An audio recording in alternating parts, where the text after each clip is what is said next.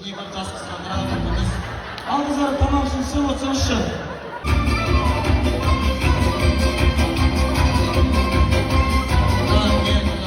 Мұрат аға, мына жайнамаз сізге.